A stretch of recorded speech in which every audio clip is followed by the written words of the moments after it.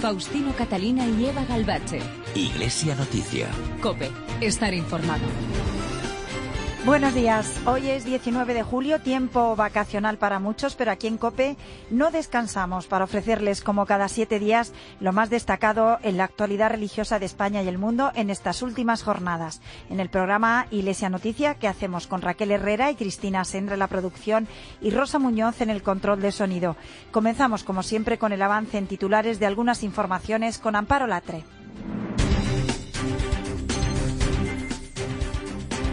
El Papa Francisco reza hoy el Ángelus en la Plaza de San Pedro. Ha retomado su actividad tras la vuelta el pasado lunes del viaje de 8 días por Ecuador, Bolivia y Paraguay. Unos 5.500 jóvenes procedentes de varios países se darán cita en Ávila en el Encuentro Europeo de Jóvenes, que se desarrollará entre el 5 y 9 de agosto. El lema es «En tiempos recios, amigos fuertes de Dios», en el contexto del 5º centenario del nacimiento de Santa Teresa.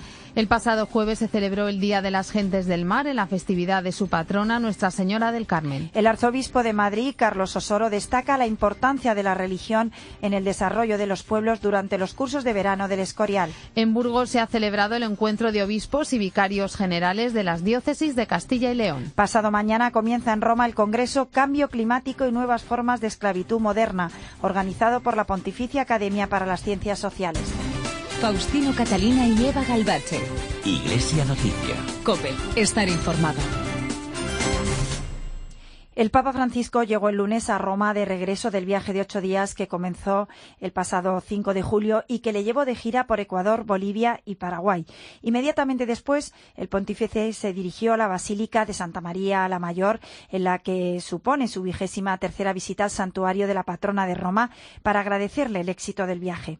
Y como es habitual, en el vuelo de regreso de Paraguay a Roma, el Santo Padre respondió a varias preguntas de los periodistas que lo acompañaban en el viaje, cuestiones sobre el contenido de sus homilías y discursos, hasta algunas más comprometidas, como el regalo que recibió de Evo Morales. Allí, entre esos periodistas que viajaban en el avión del Papa, estaba nuestra compañera Paloma García Ovejero. Buenos días, Paloma.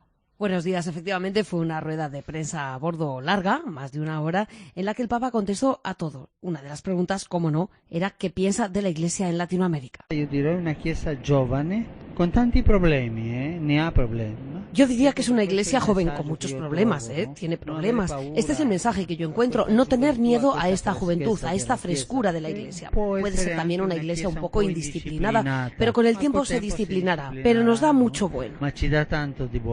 También se le planteó la siguiente cuestión. ¿Piensa que la iglesia le va a seguir en su mano tendida hacia los movimientos populares? Y esto es lo que contestó. Soy yo el que sigo la Chiesa aquí. Soy yo el que sigo a la Iglesia aquí. Yo simplemente predico la doctrina social de la Iglesia a estos movimientos populares. No es una mano tendida a un enemigo, no es un hecho político, es un hecho catequético. Quiero dejar esto claro. No es un fato político, no, es un fato catequético. Voglio dejarlo claro. Era inevitable la pregunta. ¿Qué pensó cuando vio la cruz con la hoz y el martillo que le regaló Evo Morales? ¿Y dónde está? Facendo una hermeneutica del genere, io capisco quest'opera. Per me non è stata un'offesa. Haciendo una hermenéutica de la época, yo comprendo esta obra. Para mí no fue una ofensa, pero tuve que hacer esta hermenéutica y os lo digo a vosotros para que no existan opiniones equivocadas. Opiniones sbagliate, ¿no? ¿Y dónde se ha quedado la cruz? No, lo porto con me. La traigo conmigo, viene conmigo. Viene con me. Y una de las respuestas que más nos conmovió a los periodistas fue cuando le hicimos ver que no habla casi nunca a las clases medias, habla a los ricos, habla a los pobres, pero la gente normal, entre comillas, la que tiene un sueldo, la que paga impuestos, no está habitualmente en los discursos del Papa, y esto fue lo que contestó. Grazie tante, è una bella correzione, grazie. Muchas gracias, es una buena corrección, gracias. Usted tiene razón, es una equivocación por mi parte. Pensaré en esto. Voy a hacer algún comentario, pero no para justificarme. Usted tiene razón, tengo que pensar un poco. Ma non per giustificarmi, lei ha ragione. Debo pensar un poco. Y luego vino, como no, la parte humana. Por ejemplo, ¿qué piensa de esos selfies que se hacen todos, incluidos los monaguillos, durante las misas con usted? Es un'altra cultura.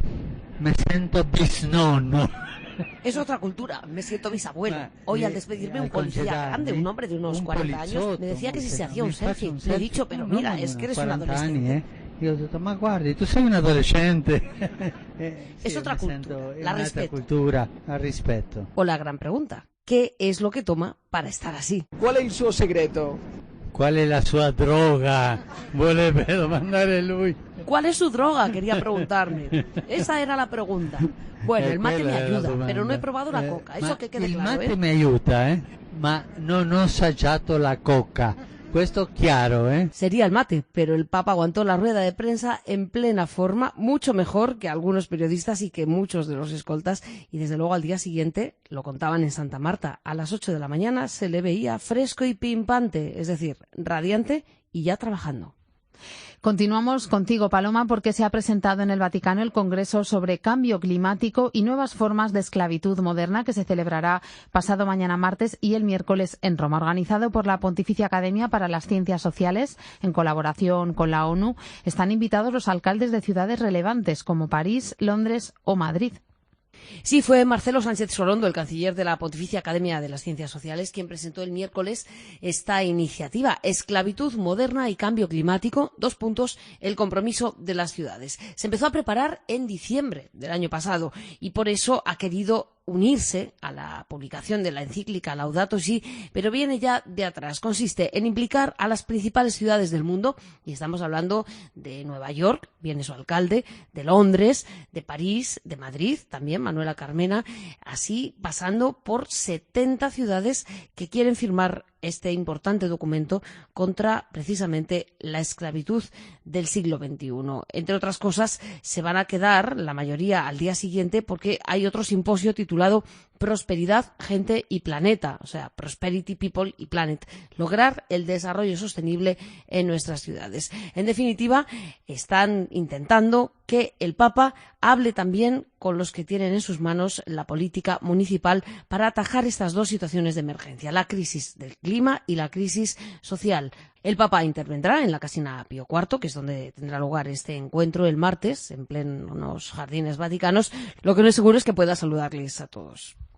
No te dejamos, Paloma, porque repasamos contigo otras noticias de esta semana, como el balance financiero consolidado de la Santa Sede y el balance de la Gobernación del Estado de la Ciudad del Vaticano, que se publicaron el pasado jueves. Sí, los había elaborado la Prefectura de Asuntos Económicos, después tienen la aprobación del Consejo para la Economía y fueron examinados por la Secretaría para la Economía, es decir, la del Cardenal Pell. Son los balances oficiales de la Santa Sede y del Gobernatorato y reflejan un déficit de 25,5 millones para la Santa Sede, es decir, una situación prácticamente igual que la del año 2013 y en este 2015 se prevén de nuevo estos números rojos. Lo que ocurre es que, tal y como explica el comunicado, en 2014, que es el año al que corresponden estas cuentas, se hizo toda la transición hacia las nuevas políticas de financial management, es decir, los principios contables internacionales para el sector público, de forma que era más o menos lo esperado.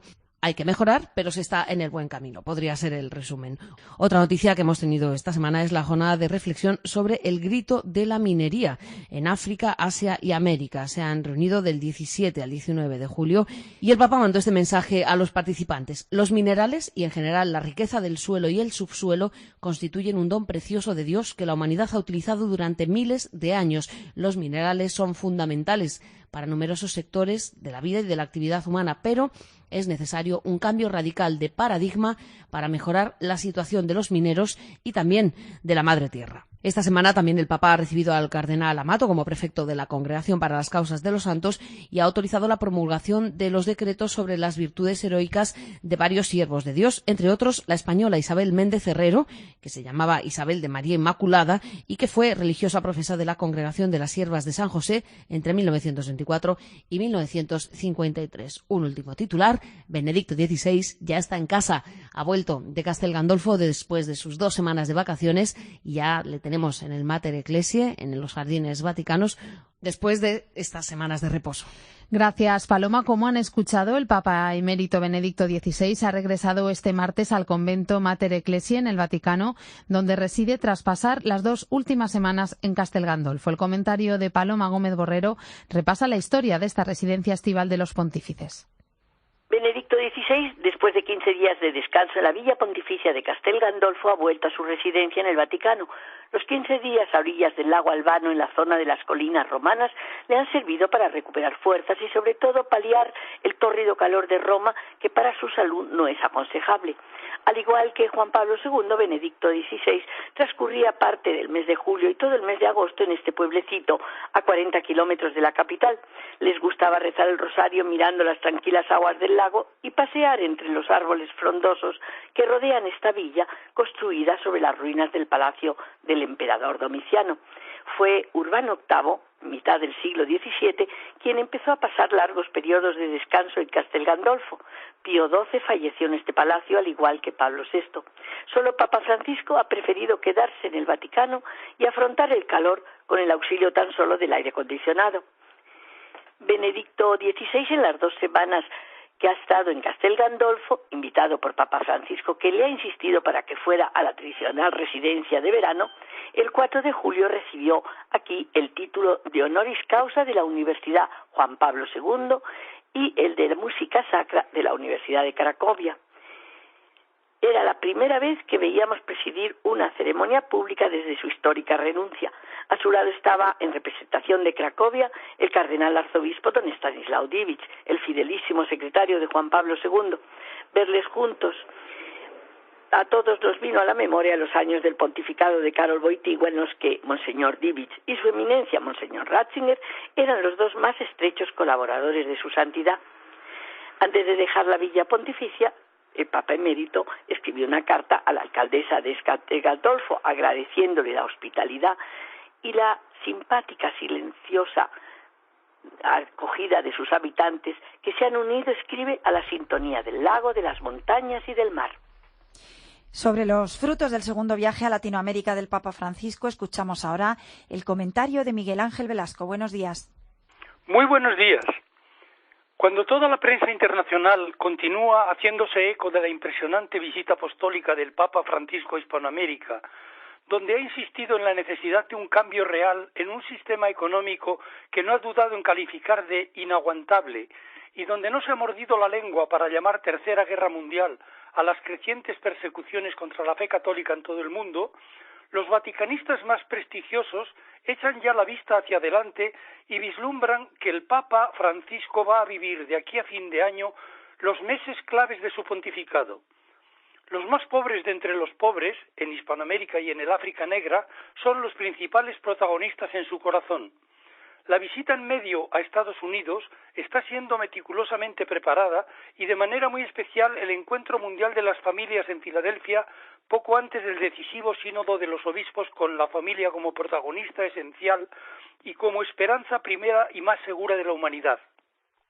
Estos viajes, el sínodo de la familia y el jubileo de la misericordia, van a marcar de manera clara, junto con la reciente encíclica franciscana, el pontificado de este Papa. La más actualizada doctrina social de la Iglesia se empeña tozudamente en explicar que la misericordia ni va ni puede ir contra la justicia.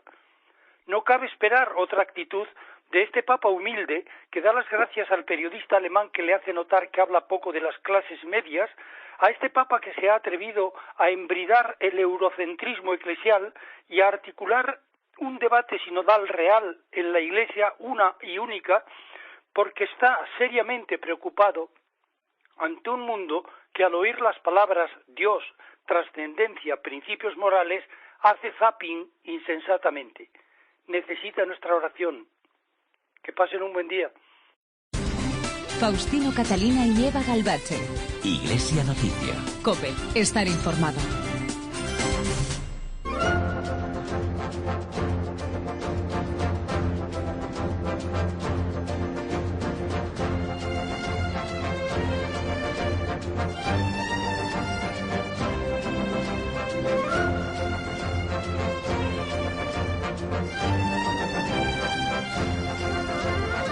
Señoras, señores, me alegro otra vez. Buenos días. Herrera en COPE. Estreno 1 de septiembre. COPE. Estar informado. Faustino Catalina y Eva Galbache. Iglesia Noticia. COPE. Estar informado.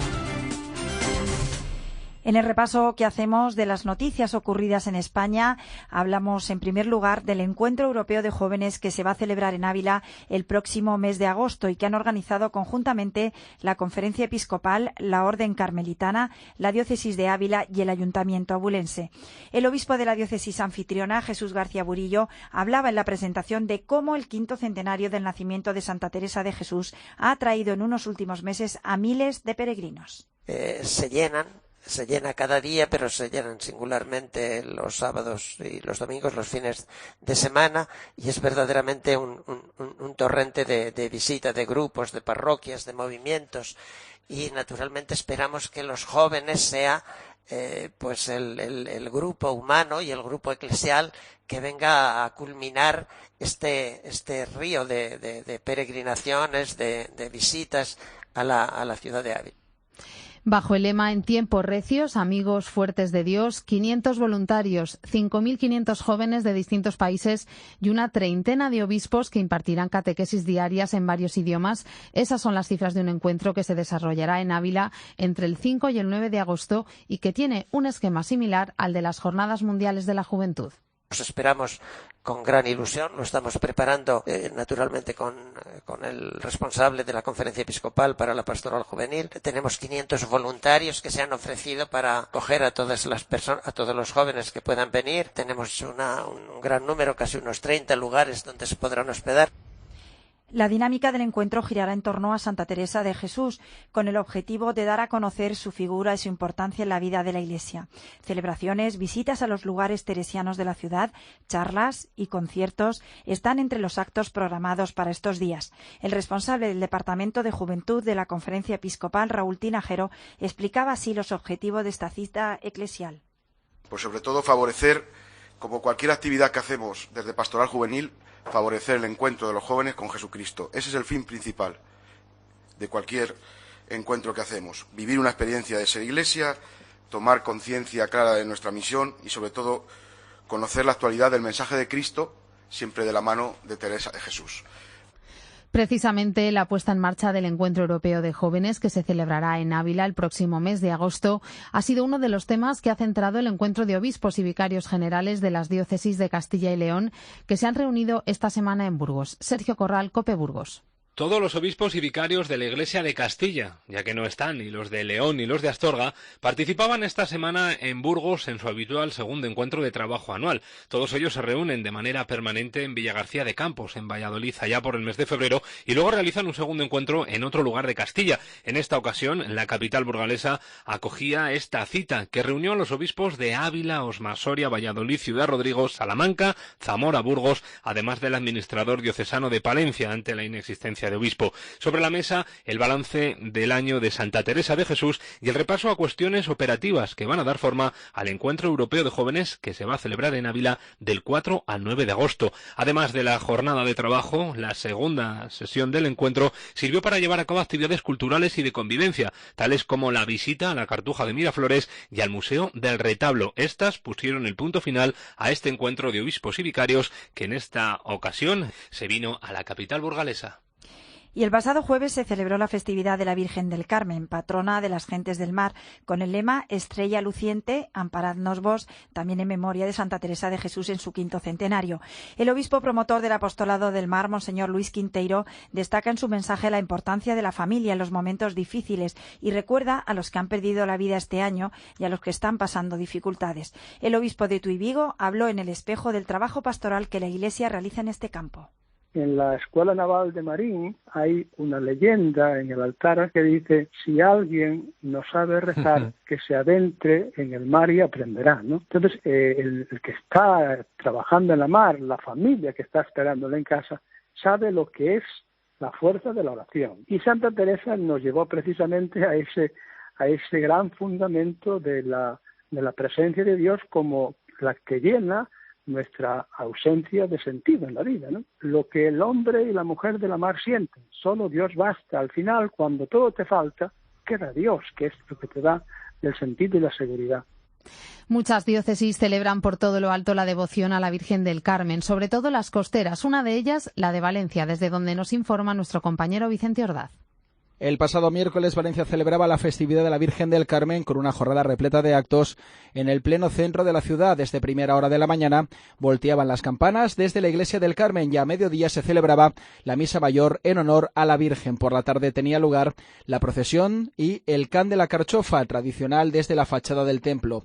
Recordemos que la fiesta de la Virgen del Carmen tiene un significado especial en los pueblos portuarios. La protectora de los marineros sale de las iglesias para acercarse al medio donde estos trabajan, el mar.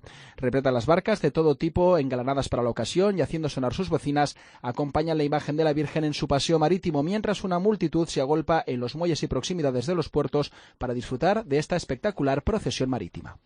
El arzobispo de Barcelona, cardenal Martínez Istac, ha decidido publicar todas las ponencias, actos, debates y documentos que se redactaron con motivo del Congreso Internacional de Pastoral de las Grandes Ciudades que tuvo lugar en 2014.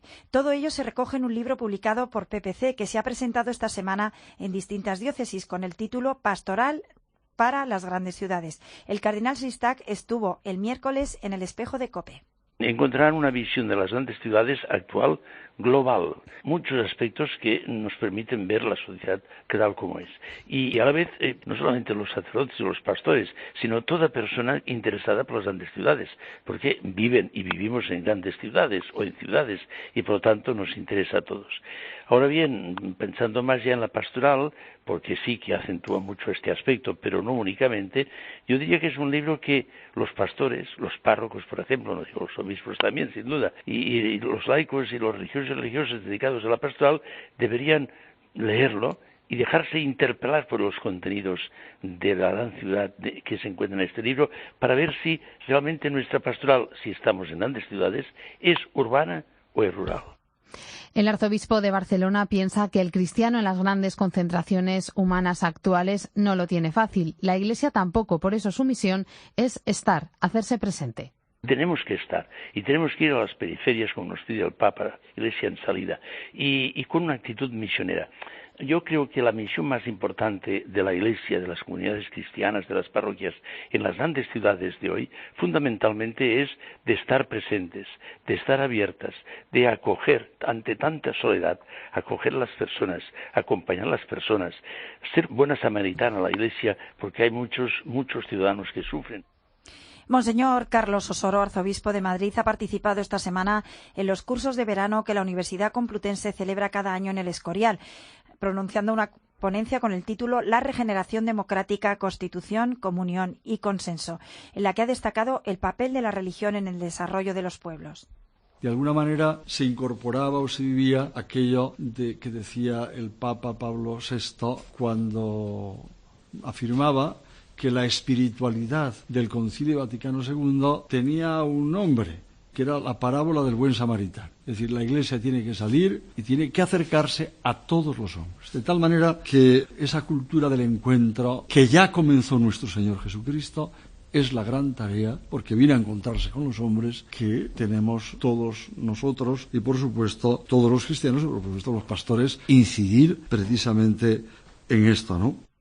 En Valencia se ha desarrollado esta semana el proyecto misionero Construir la Nueva Ciudad, en el que participan un centenar de jóvenes de entre 16 y 35 años, como explica Luis Agudo de COPE Valencia. Se desarrolla en la diócesis de Valencia el proyecto misionero de nueva evangelización Construir la Nueva Ciudad. Grupos de jóvenes recorren barrios, sobre todo marginados, con ayuda de Cáritas parroquiales para visitar enfermos o ancianos, ayudar en economatos o a familias con problemas, así como también realizar labores de rehabilitación en locales parroquiales. Estos jóvenes de entre 16 y 35 años van en grupos de 15 a 20 personas y se distribuyen por diferentes parroquias y localidades de la diócesis, como por ejemplo la propia capital valenciana, Alcira, Silla y el barrio de la Coma en Paterna. Todos los participantes desarrollan su actividad en horarios de mañana y tarde para por la noche tener un rato juntos de oración. En la época estival proliferan por nuestra geografía diferentes cursos y actividades organizados por diversos movimientos y asociaciones de Iglesia. Algunos de ellos los conocemos de la mano de Raquel Herrera. Los jóvenes de las diócesis gallegas han llevado a cabo durante toda esta semana una acogida a los peregrinos del Camino de Santiago que pasa por Puerto Marín. Javier García, delegado de Infancia y Juventud, explica que llevan 3 años realizando esta actividad. Una acogida puramente humana y espiritual. Los jóvenes a la mañana salen al camino, reciben a la gente, les dan también algo de comer y les invitan a las actividades de la tarde. Unas actividades en las que tanto los jóvenes como los peregrinos han podido disfrutar de encuentros musicales en la Plaza del Pueblo. Almudena Méndez es una de las monitoras que ha vivido esta experiencia. Los peregrinos se animan, cantan sus canciones, te piden que cantes tú una canción, que se las dediques, entonces es súper interactivo con ellos y ellos se lo pasan genial. Antes de seguir su rumbo, los caminantes han recibido una bendición especial e individual al final de cada misa. Los curas se acercan y les dan la bendición del peregrino general. Después de recibir la bendición, nosotros, los jóvenes, pues les damos unas palabritas de Dios. Por otra parte, esta semana han finalizado los campamentos para niños y jóvenes que ha organizado Acción Católica General de Madrid. El sacerdote Napoleón Fernández destaca lo más importante de estos encuentros. Convivencia entre ellos, el educarles también en el trato personal con los demás, ¿no? En el amor cristiano, y luego una de las cosas más bonitas que es también el trato con los educadores. Y no solamente eso, sino también el trato que les procuran a los chicos, ¿no? Les ayuda mucho a encontrarse con el Señor y con la Iglesia. La última actividad del curso en la que los juveniles continúan con el trabajo que han hecho durante todo el año. Cáritas, Cruz Roja y Fundación Secretariado Gitano ponen en marcha la segunda etapa de la campaña ¿Quieres escribir la letra de tu futuro? Cristina Sendra explica los pormenores de esta iniciativa. Tras el éxito de la anterior campaña con el mismo título, el objetivo de esta segunda etapa consiste en hacer visible las iniciativas de las 3 entidades en materia de inserción laboral para los jóvenes menores de 25 años en peligro de exclusión social. Este nuevo impulso pretende dar más protagonismo a los participantes de los proyectos e interactuar con ellos a través del blog www.ponemoslamusica.org/blog, Facebook, Twitter o YouTube con el mismo nombre de Ponemos la Música. Rubén Requena, técnico de proyectos de empleo de Cáritas Española, nos explica la iniciativa. Y lo que intentábamos era llamar la atención y motivar a los jóvenes a que tomaran las riendas de sus propias vidas. Se trata de llamar la atención acerca de cantidad de jóvenes que están intentando mejorar sus posibilidades de empleo de cara al futuro y un poco resaltar su esfuerzo, su motivación, etcétera. Otro de los objetivos de la segunda fase de la campaña es intentar llegar a empresas para fomentar así su colaboración en este tipo de iniciativas. Hoy terminan los cursos de Teología de la Vida Consagrada celebrados en Ávila esta semana con el objetivo de llevar a cabo una reflexión acerca de la formación de la vida consagrada. El responsable de la organización ha sido el arzobispo de Oviedo, Monseñor Jesús Sanz Montes. Participan tanto las religiosas jóvenes junioras como sus formadoras correspondientes. El tema común de este año es la esperanza. Hemos ido estudiando en años anteriores la virtud de la fe, la virtud de la caridad, y este año correspondería al de la esperanza. En el fondo, la esperanza es saber de quién nos fiamos, es la que mantiene viva la esperanza en el Señor. También la Iglesia es portavoz y portadora de esa esperanza cuando se pone del lado de los últimos, que son los preferidos de Jesús. Como objetivo y frontispicio también el año de la vida consagrada que promulgó el Papa Francisco, se ha explicado el significado y el alcance que está teniendo en todo el mundo, pero particularmente aquí en España, este año dedicado a la vida consagrada. Pues hasta aquí los minutos de Iglesia Noticia en este tercer domingo del mes de julio de 2015. Llega a la cadena COPE la última hora de la actualidad en España y el mundo. Después vendrá la Santa Misa. Un saludo de Amparo Latre, Faustino Catalina y Eva Galvache. Que pasen una feliz semana.